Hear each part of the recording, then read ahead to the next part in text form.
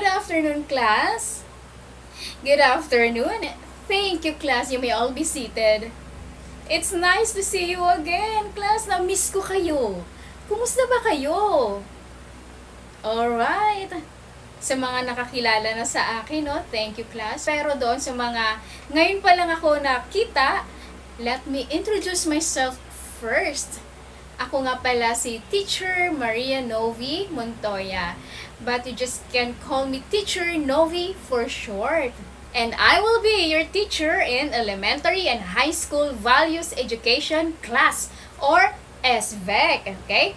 SVEC. Okay, class. Ang SVEC ay isang program ng CEF in partnership with DepEd. Kaya nandito kami, hindi lang para magturo ng lessons sa inyo, but also to help you grow in your character development na naka-align mismo sa core values ng DepEd. So class, after 1 month, finally magkasama-sama ulit tayo. And this year, gagamitin natin ang book na ito na Living God's Way, or in Tagalog, mamuhay sa paraan ng Diyos. Diba? Mamuhay ng tama. Sige nga, class, sabay-sabay nga nating sabihin, Living God's Way. Very good. And this will be our guide para malaman natin kung paano nga ba mamuhay ng tama in God's eyes.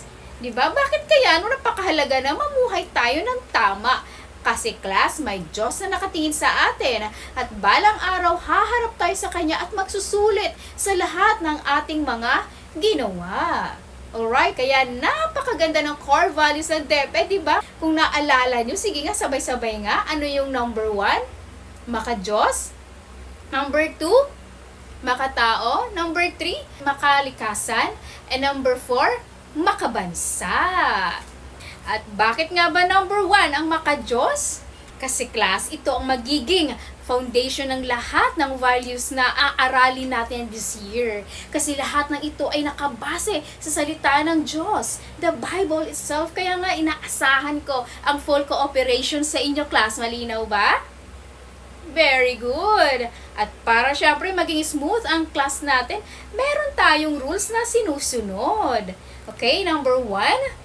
Pag ito, nakikita niyo si teacher, ibig sabihin, tumahimik na. So, wala nang maingay class, ha? O, pag nagtuturo si teacher, nakatingin lang kay teacher. At pangalawang rule natin, umupo ng maayos. Very good. Nakikita ko naman na nakaupo kayo ng maayos. At ang rule number 3 natin, itaas ang kamay kapag gustong sumagot. Hintayin nyo na magtawag si teacher class bago kayo magsalita. And ang ating rule number 4, wala na makipagtsikahan sa mga seatmates natin, ha? Sa mga classmate natin, class, ha? Very good. Malinaw ba? Alright. So, ngayong class, bago tayo dumako sa ating pag-uusapan ngayon, magkaroon muna tayo ng konting recap. Sino kaya nakaalala no sa lesson natin last time? Sige nga, may nakakaalala pa ba? Oh yes, tama, very good.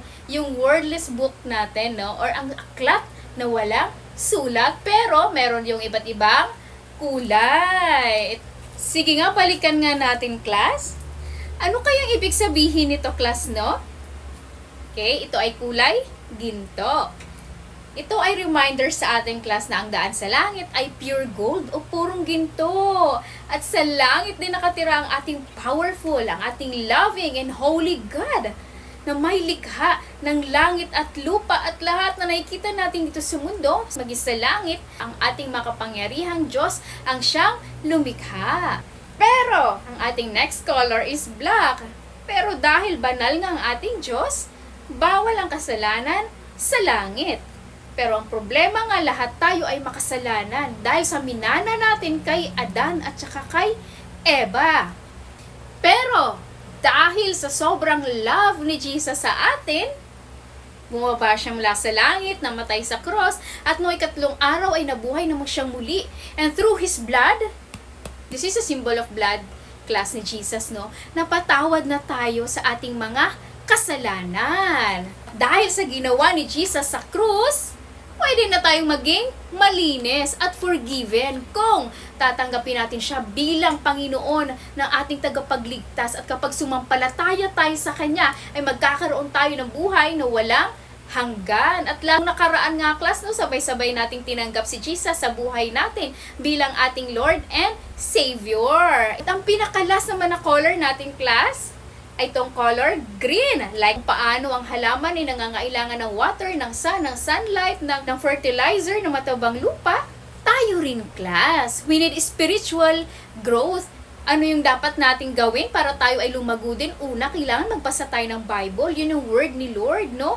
Pangalawa, ang ating prayer life. Dapat nagpe-pray din tayo kay Lord. At ang pangatlo, kailangan natin ng church. At syempre, yung ina-attenda natin na church ay nagtuturo, no, ng salita ng Diyos. Yun ang essentials class, no, para tayo ay lumago din kagaya ng halaman. At ngayon naman class, ay meron akong ipapakita sa inyo na picture.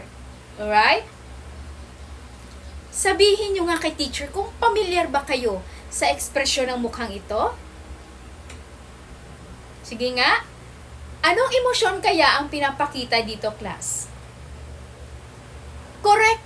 Siya ay nagpapakita ng galit. Alright, class?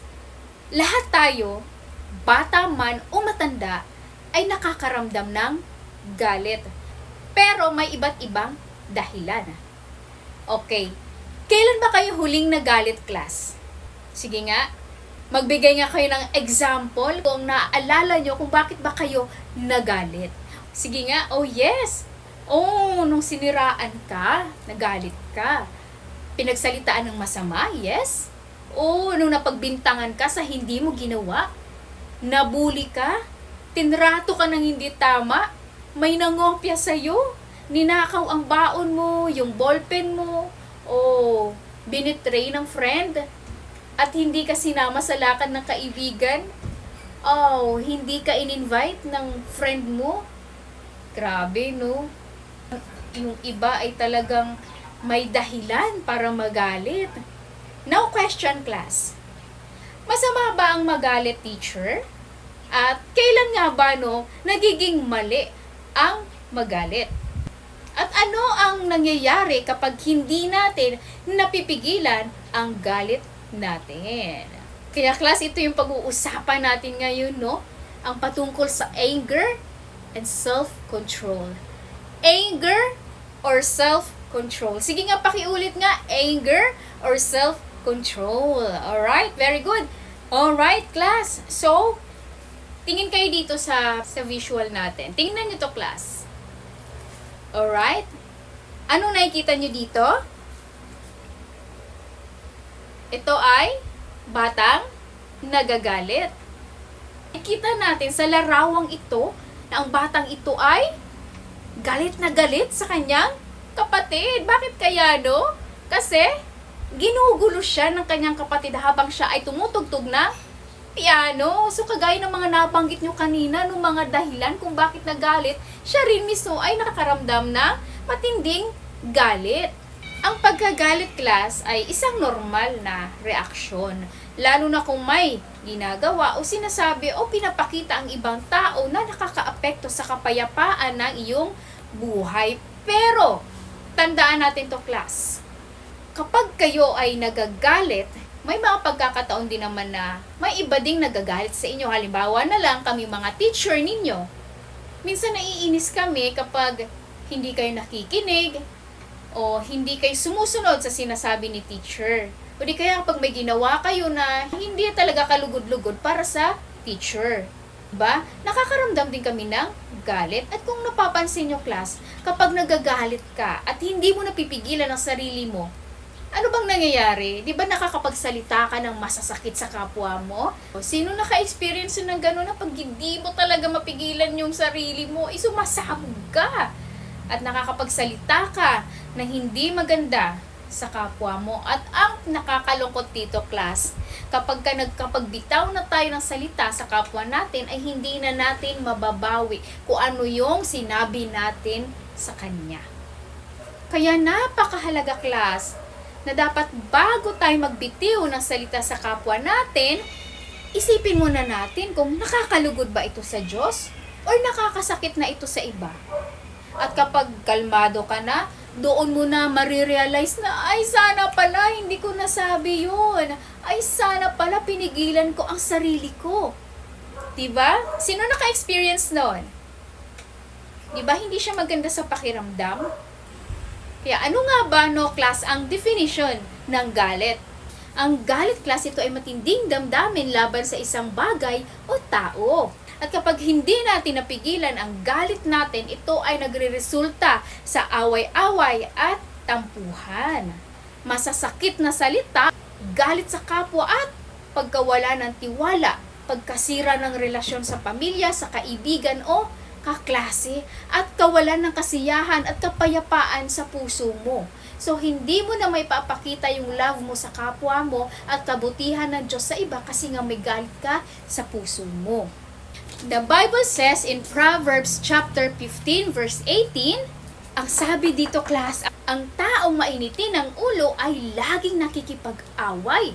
Ngunit ang taong mapagtimpi ay nakakapagtapos ng alitan. So, class, kung mabilis uminit ang ulo mo, minsan kaguluhan ang resulta nito. Pero kapag marunong kang magpigil, pwedeng matapos agad ang conflict.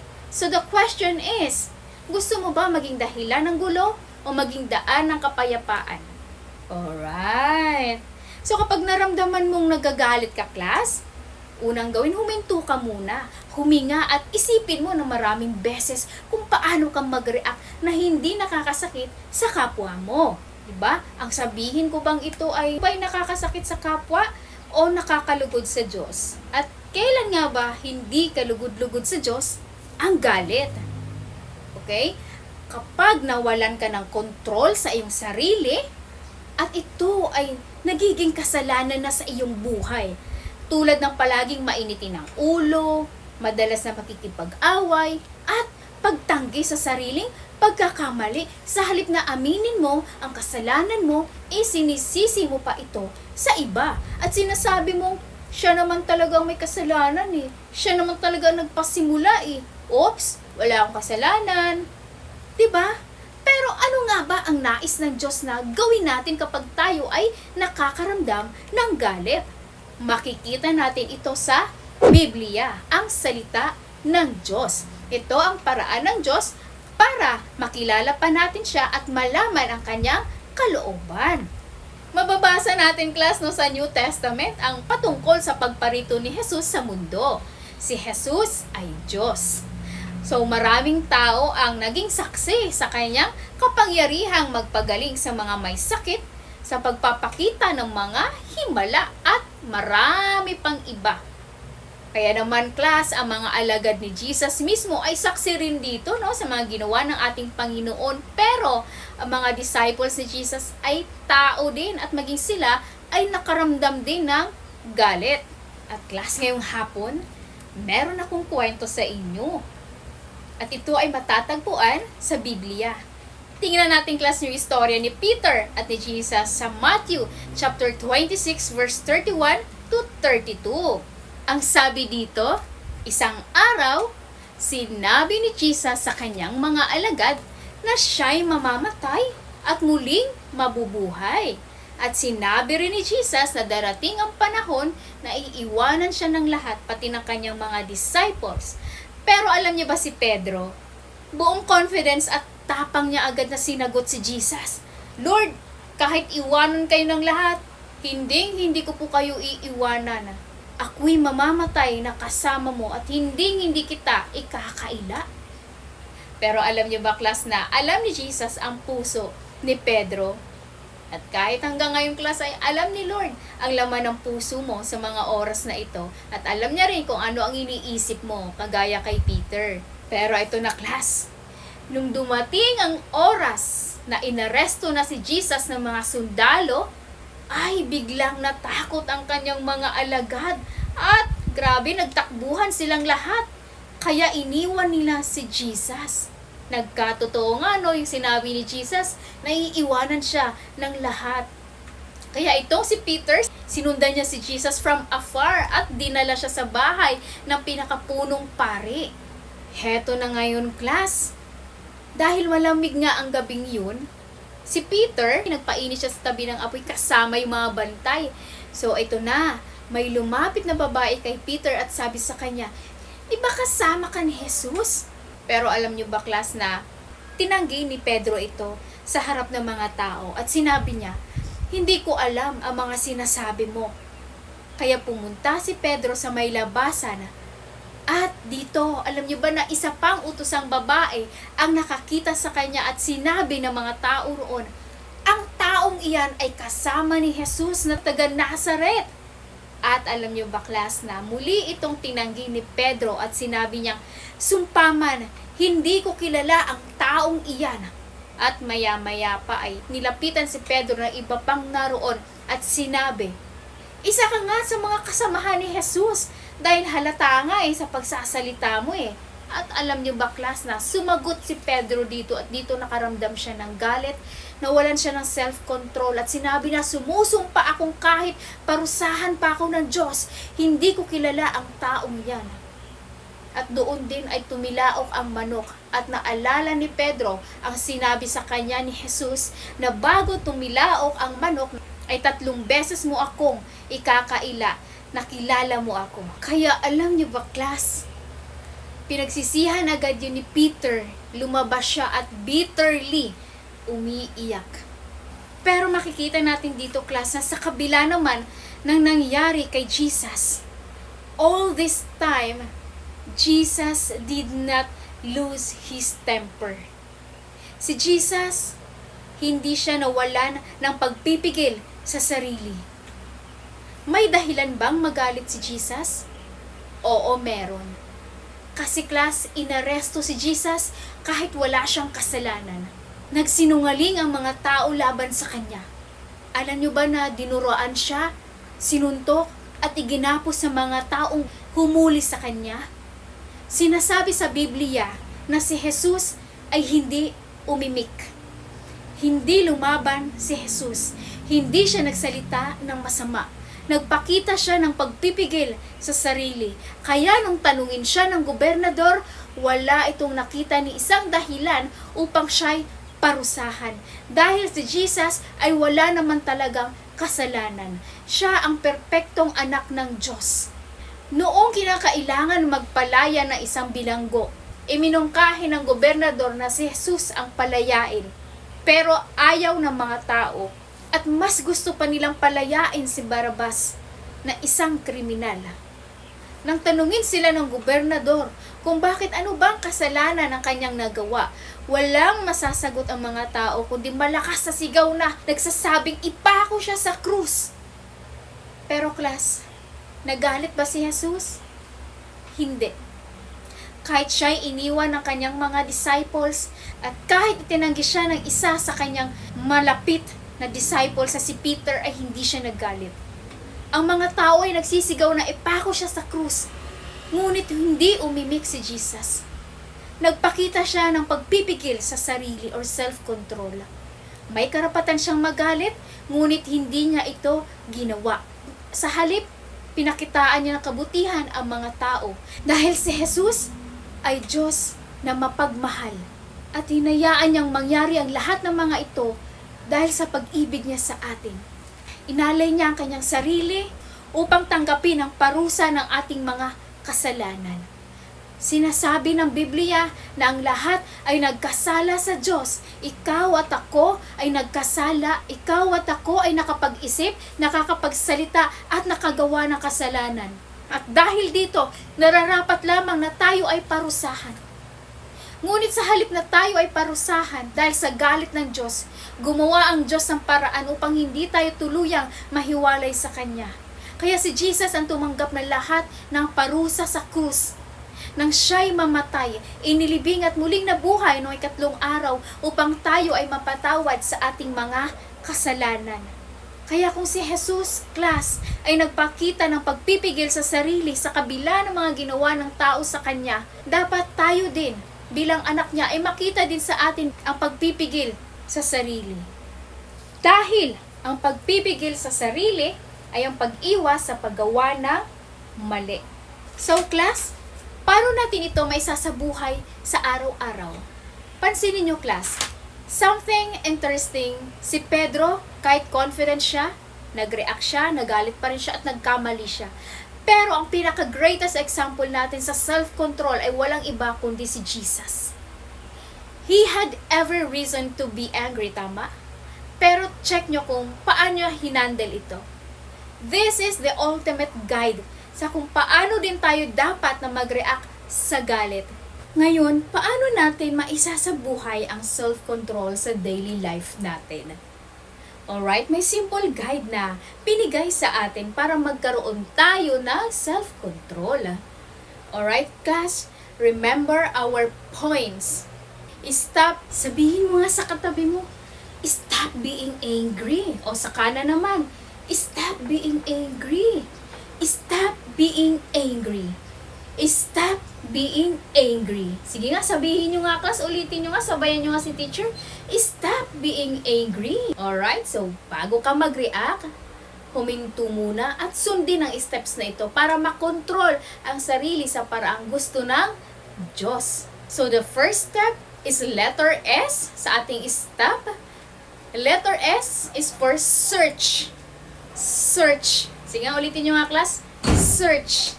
Search. You identify the root of your anger. What makes you angry ba? Ayun. I-search mo yung class mo. I-search mo yung ugat ng galit mo. Kasi class, totoo ito, minsan, hindi naman talaga yung sitwasyon ang problema kundi yung puso natin sa kung paano tayo mag-respond. Tama ba? Kaya check your heart. Siyasatin mo sa puso mo kung ano ba talaga ang dahilan ng nakakapagpagalit sa'yo. Ano ba talagang ugat nito? At hayaan natin na ang Diyos mismo ang tumulong sa'yo. Sabi sa Psalm chapter 139 verse 23, Search me, O Lord, and know my heart. Test me and know my anxious thoughts.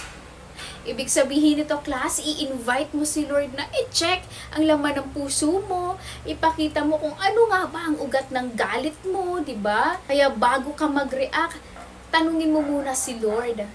Lord, tulungan mo ko, ipakita mo sa akin, ano ba talaga ang nakapagpagalit sa akin? Ano ba talaga ang ugat ng galit ko? At kapag nakita na, pinakita na ni Lord at na-examine mo na check mo na ang heart mo, magpakumbaba ka at hingiin mo ang tulong ni Lord dahil siya mismo ang maglilinis niyan. Kaya let's turn this into a prayer and allow God to speak to your heart. Kaya class, sabay-sabay natin to, i-pray natin to sa puso natin. Sige nga, class, sabayan si teacher. Lord, search my heart. Expose anything in me that causes anger and remove every root that does not dishonor you. Amen? Now, that we've identified what triggered our anger, the next point is think. Letter T for our stop method. Think. Ulitin nyo nga. Think before you react. Okay? Okay? Take a minute to pause and reflect, class. Think before you react. Say it again with me. Think before you react. Kaya minsan kapag nararamdaman mo na yung init ng ulo mo, mag-pause ka muna, Don't just burst out agad-agad. Instead, call on God. Diba? Pag nararamdaman mo ng Lord, nagagalit na ako, tawagin mo agad si Lord. Call on God. Okay? Take a deep breath. Inhale, exhale, and say, Lord, give me self-control, please. Dapat pinagpipray natin yung class, Pag nakakaramdam na tayo ng galit, ipag-pray agad natin na, Lord, give me self-control. Kasi totoo ito, class, Kapag nagpapadala agad tayo sa emosyon natin, madalas, hindi na natin naiisip ang resulta. Hindi na natin naiisip ang consequences ng mga action natin. Tama, di ba? Hindi na natin napag-isipan kasi nagpadalos-dalos ka agad. Nagpadala ka sa galit mo. At minsan kapag pinapayagan natin na manatili ang galit sa puso natin, doon na tayo nagkakasala. Kaya nga sabi, di ba, sa Ephesians chapter 4 verse 26, kung kayo'y nagagalit, huwag kayong magkasala. Huwag ninyong hayaang lumubog ang araw na kayo'y galit pa rin. Kaya kapag halimbawa, may nakasagi sa'yo, diba, nasagi ka lang ng konti, instead na mag-react ka, magalit ka agad, isipin mo muna, ay baka hindi niya naman talaga sinasadya yun. O baka hindi niya lang talaga ako napansin. Diba? O kahit ba sinadya niya o hindi siya nag-sorry, dapat marunong din tayo magpigil sa sarili. Dapat may self-control tayo. At dapat lagi tayong mahinahon sa lahat ng oras. At ito ang magandang balita, class. Sino nga ba ang may kapangyarihan laban sa galit natin? Walang iba kundi ang ating perpektong modelo at example na si Jesus Christ. Kaya kung siya ang Savior mo, He lives in you through the Holy Spirit. Kaya meron ka na ring power to control your anger. At anong dapat natin gawin? Call on God. Diba? At syempre kapag nakakaramdam tayo na may galit tayo, humingi agad tayo ng tawad, diba? Kung ikaw ay nagkamali, mag-confess ka agad sa Diyos. Humingi ka ng tawad sa taong kinagagalitan mo at mag-confess tayo sa Diyos. Kasi sabi sa 1 John chapter 1 verse 9, if we confess our sins, He is faithful and just to forgive us our sins and to cleanse us from all our righteousness. Diba? Thank you, Lord. Napakabuti ng ating Panginoon kasi pag humingi tayo ng tawad, patatawarin niya tayo. So, class, before you react, think and call on God. That's the way to win over anger. And now, class, once we've searched our hearts and thought before reacting, the next point is overcome, okay? Letter O for our stop points, overcome. Overcome. Say it with me. Overcome. Overcome anger by forgiving others. Ayan, very good. Sabi ni Jesus mismo sa Matthew chapter 5 verse 44, love your enemies and pray for those who persecute you. I know challenging siya. Kasi natural na sa atin na gantihan yung nakasakit sa atin. Pero when you forgive, you overcome anger.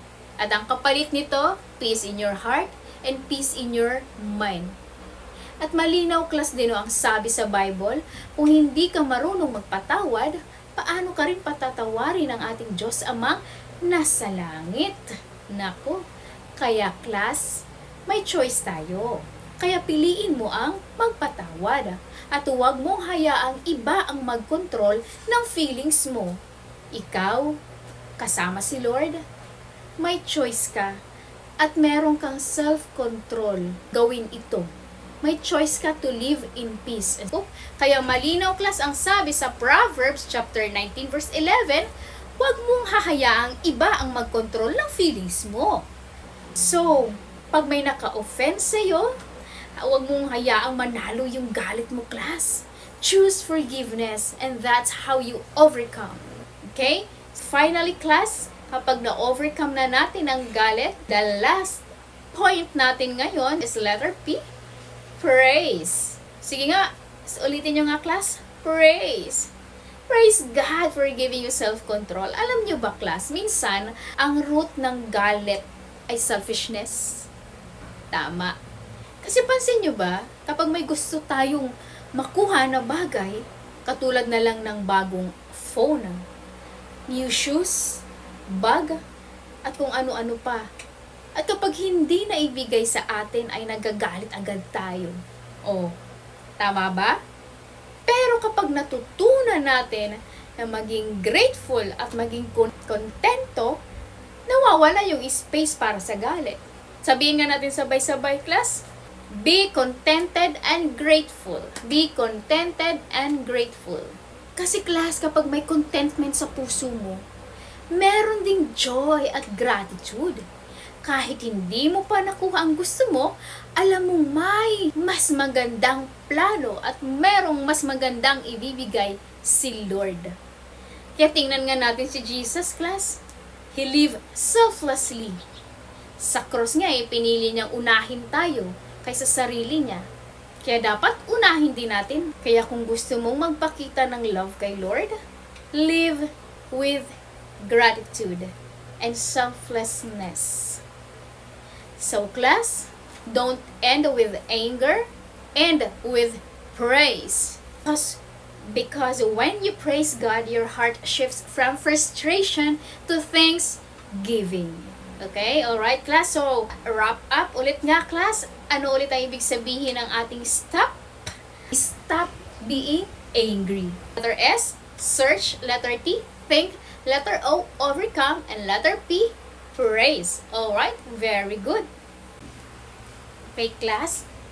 Galit ang Diyos sa kasalanan. Oo. Pero, pinakita niya ang kanyang pag-ibig sa pamamagitan ni Jesus. Kaya class, kung wala ka pang relationship sa Kanya, ngayon ang tamang oras para sumampalataya ka na si Jesus ay namatay sa krus para sa ating kasalanan. Siya ay inilibing at muling nabuhay noong 3 araw para tayo ay maligtas. At kung nagkasala ka dahil sa galit, ngayon din ang tamang pagkakataon para humingi tayo ng kapatawaran sa lahat na ating mga kasalanan sa isip, sa salita, at sa gawa. Kaya ngayong class, sabayan nyo si teacher sa ating panalangin. Tatanggapin natin si Jesus bilang our Lord and Savior. Kaya class, iupo natin ang ating mga ulo, ibukang ating mga bibig, at huwag natin pansinin class yung mga katabi natin. Sa mga oras na ito, buong puso ninyong sasabayan si teacher sa ating pagtanggap sa ating Panginoong Hesukristo. Kaya class, sabayan niyo si teacher, Panginoong Jesus, kailangan kita sa buhay ko. Panginoon, inaamin ko po na ako isang makasalanan. Pinagsisisihan ko po lahat, Lord, ang aking pagiging mainitin ng ulo. Patawarin niyo ako, Lord, kung mabilis akong magalit, mabilis uminit aking ulo. Sa mga oras na ito, Panginoon, binubuksan ko ang aking puso at pinapapasok kita sa aking buhay bilang Panginoon at tagapagligtas. Isulat mo po, Lord, ang aking buong pangalan sa aklat ng buhay sa langit. Maraming salamat, Panginoon, sa pagpapatawad at sa buhay na walang hanggan. Sa pangalan ni Jesus, Amen. Thank you, class. Kung sumabay ka kanina na mula sa puso, congratulations dahil meron ka ng buhay na walang hanggan at nakasulat na ang iyong buong pangalan sa aklat ng buhay sa langit. Kaya class, may natutunan ba kayo sa pinag-aralan natin ngayon? Alright, very good. So class, bago tayo maghiwa-hiwalay class, no, let me pray for you. Amen! Praise the Lord! Muli class, ako pala si Teacher Novi Montoya, ang nagsasabing, huwag kalimutang umiti, sa Diyos ang papuri!